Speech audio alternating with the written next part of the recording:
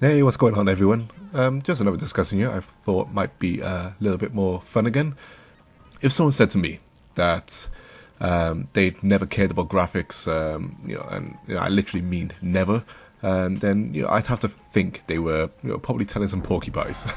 We're all by nature attracted to things that we individually find visually pleasing.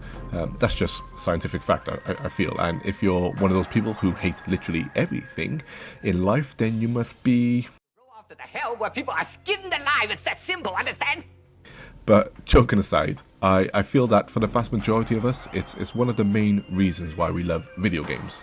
For all of its other aspects, finding those titles that are visually pleasing is, of course, a bonus to whatever experience you might be playing. But for many of us, there also comes a time in gaming, I feel, where games reach a certain point where they just simply look great. That moment of being visually content with what you're seeing, and any future advancements after that is simply just a bonus. We talk about graphics a lot these days because there's no denying that one of, if not the biggest driving factors to why games are so popular today is because of how they look at home. I think that's hard to deny. Every advert we see from those with the marketing power and budget, without a doubt push what we're going to be seeing when playing a game. And of course, in the nature of video games and many other mediums and facets of life, what we see first is for the most part what makes that first impression. Now, I want to make myself clear in this video, before I proceed. This video isn't me in any way knocking how graphically impressive or graphically focused the industry is today, whether for good or bad. In many cases, this is not the point of this video. I'll save that one for another day. This video is all about me telling you when I personally stopped caring, or perhaps more accurately, when graphics stopped being the biggest driving factor in what impressed me the most when a game and with a game, and instead reached a point where I was absolutely, for the most part, content with how great games looked. When the effort was put in, of course, and anything from that point was simply the icing on the cake.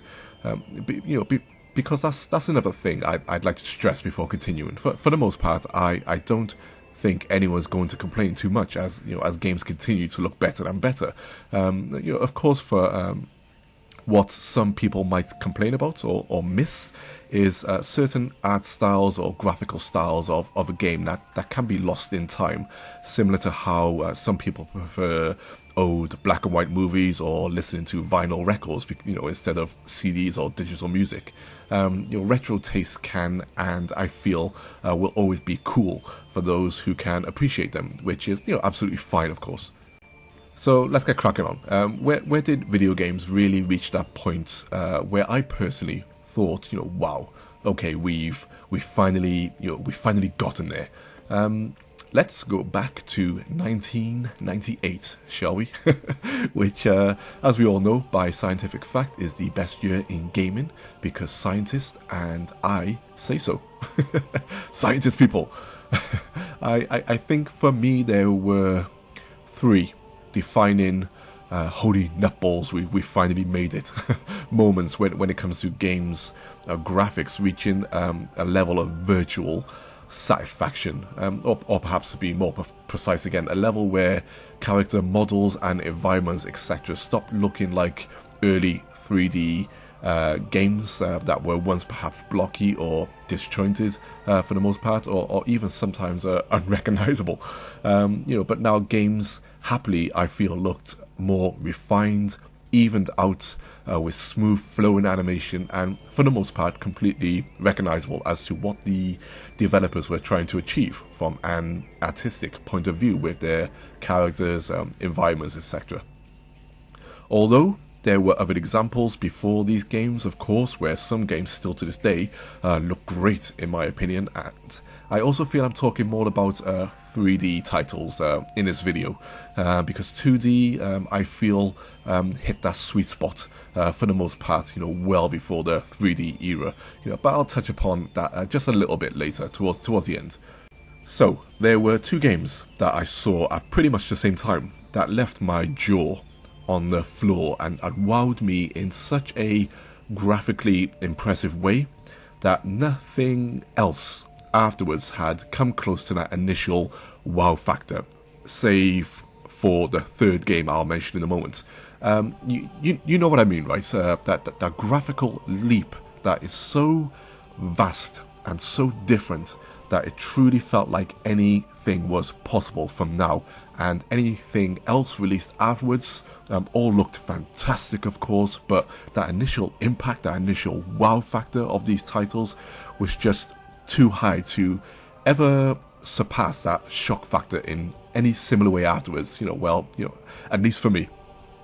The first two games I want to talk about are Soul Calibur and Shenmue, both on the glorious Sega Dreamcast. Now, before I jump into these two games briefly, I'd like to point out once again that there were obviously moments before this where games graphically blew my mind. But I'm talking about that moment where I knew that after this, most games would look truly fantastic for the most part, and anything else would simply, like I said, just be a bonus to the medium. So I first saw Soul Calibur when I was, once again, working at the Electronics Boutique back in 1998. I've worked in a lot of video game shops in my time. And once again, the greatest year in gaming. Just in case you didn't hear me the first few hundred times. The Sega Dreamcast was being shown off through VHS demo videos. Remember those people? And we got our first look at titles like Soul Calibur. And as I stood there and I watched Kalik and Chantois practice with their weapons, honestly, you'd never seen anything like it before. And even now, I can look at this footage which we're seeing now, and I still feel it looks stunning. Of course, his character model was one of the most incredible parts of his animation, and their animation, and fully conveying a true form of martial arts. Once again, absolutely staggering for its time. But it was also everything else involved. All those little details that you started to notice that simply weren't possible to truly convey before. His hair blowing somewhat realistically in the winds, leaves blowing across the stage floor, or petals flying across the stage, and that moment where, for example, with Kalik or Chantois, where they thrust their staff and sword towards the screen, and you see the tip of it wobble through its vibrations. That all sounded pretty erotic, right? But you know what I mean, right? The backgrounds looked clean and full of recognizable detail, and all this together just left your jaw on the floor. Like I said, some people say we've come so far in gaming, and in many ways, we have, of course, but I still look at the original Soul Calibur today as a genre-defining game, a 10 out of 10 game in my opinion, and you'd be hard pressed to find another 3D fighter game that blows past this title, truly blows past it in terms of what it offers and what it done. Then you have Shenmue. I say this all the time, and I feel like I'll do another video on this in the future. But when Shenmue was revealed, once again, there was literally nothing else like it on the market, not even from a graphical point of view. And unless you were there at that time and at that age and at the right age to appreciate it, it'll be very hard for you to understand that leap that Shenmue done. I truly feel that. Compared to what we were playing in 3D at that time, Shenmue, absolutely pissed on everything. Never had we seen such remarkably well presented visuals before, especially if you look at it from a realistic point of view, which I know a lot of gamers prefer in terms of aesthetics. Shenmue took character models, 3D environments, and attention to detail to a whole new level. And once again, especially in terms of detail, there are very few titles today which completely trump it, and I mean completely blow it out of the water. Since Shenmue, never has a game from a graphical point of view wowed me so much in generational leaps. That was until E3 2000, by which point Shenmue still had not released in the UK, although it had done so in Japan, I believe. And of course, I was dribbling like a baby, waiting for this epic title from Sega. When you were still proud to be, when you were still proud to say Sega's name back then. E3 2000 brought the unforgettable reveal of Metal Gear Solid 2, which was coming to the PlayStation 2, a console that was seeing hype through the roof coming off the incredible success of the PlayStation 1. When you first saw Metal Gear Solid 2, a trailer I remember viewing on IGN back when IGN was one of the big websites, one of the few big websites around, and had all the information you needed, especially videos for new titles. I was working in the internet cafe at the time, and I remember watching this trailer and honestly not believing the level of realism that I was seeing, and that's pretty much what it was. From Soul Calibur to Shenmue, then to this. Where you look at it, where the guards moved around, looked lifelike. The rain looked absolutely stunning. All the particle effects that they were throwing at the PlayStation 2, the environments looked flawless, and the attention to detail was just, once again, mind-boggling. This was, I found, finally it. Video games in virtually every aspect you had ever dreamed of as a child had reached the point of pure contentment. I remember my friend joking with me over the cover art to Star Fox on the Super Nintendo. I mean, when we were younger, which I remember had very realistic looking versions of the R-Wings. If I remember that, I'll throw up a screenshot. I'm sure everyone knows that the box art I'm talking about. We used to laugh at such things, convinced that you'd need a 300-bit console to achieve the graphics like it, which is so futuristic from the 16-bit era.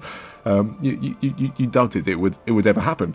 Roll onto the GameCube, and which was not long after these defining moments I talk about with Metal Gear and Shenmue and stuff.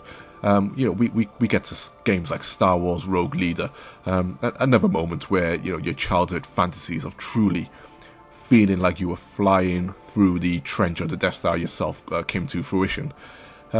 This was, like I said, the moment where graphics had reached contentment, and anything you could think of could virtually be done given the effort from the developers and the capabilities. And it was also the point for me where the games industry, gameplay wise, started to slow down, and the balance between presentation and gameplay began to shift more towards the former graphics for many companies. Another video for another day, perhaps. I would promise these videos. I hope I delivered on them. Examples of games you see on the screen now are games that still look stunning today. Games that are still exceptionally playable today, arguably better than some games out today, and games that I feel speak volumes to how good games looked from that point forwards. I want you to remember, this video is not about not wanting games to look any better than what they did back then, the Shenmues and all that stuff. We all love great looking titles, like I said. What I'm once again trying to say is that these were those defining moments where I felt games had made it. Games that looked utterly respectable in their presentation and could achieve virtually anything through developers making the effort to achieve it. And anything else after this was just natural progression based off a defining moment in time where video games stopped looking so basic and blocky, and you know what I mean. Like I said. Then of course we had 2D titles, which I said I touched on briefly, which I feel had similar levels of mind-blown moments during the 16-bit and 32-bit era. Even slightly before, if you want to go a bit more between the 16-bit, because the 8-bit generated some great-looking games as well. With titles like what I'm showing off on the screen now, for all these eras, I'll never forget the flawless animation of Conrad from Flashback, which still looks wonderful today. Although the original Prince of Persia achieved similar levels of animation, a fluid type of animation in 2D, and then you have things like the parallax scrolling in Donkey Kong Country on the SNES, along with the animations of the characters and the backgrounds. Anyway, the hand-drawn backgrounds in The Legend of Mana on the PlayStation 1, the pixel animated wonder of Street Fighter Third Strike, the seemingly perfectly recreated cartoon art styles of your favorite cartoon series like Teenage Mutant Hero Turtles and X-Men, thanks to the arcades, and even those coming across the consoles are looking great. Anyway, I think I'm done here, and I hope I've managed to convey my thoughts across here. How I feel. But of course, I'd love to know your own thoughts on this topic. Did games graphically reach a point where you were satisfied, or perhaps you're still not satisfied with how games look today? Some people are. That's their prerogative. Perhaps these people are longing for the days when games finally reach the level of movies like Avatar, Ready Player One, or Inside Out as examples. Before they really feel satisfied with where graphics have reached. But yeah, I hope you enjoyed this video. Let me know your own thoughts. If you were like me, you had those moments where you're like, yeah, man, okay, games look just great now, and everything else here is a bonus, like I said. But as always, thanks for listening, and I very much look forward to your comments below as always. And like I said, I will reply to every single one of you. So as always, thanks for listening. Peace.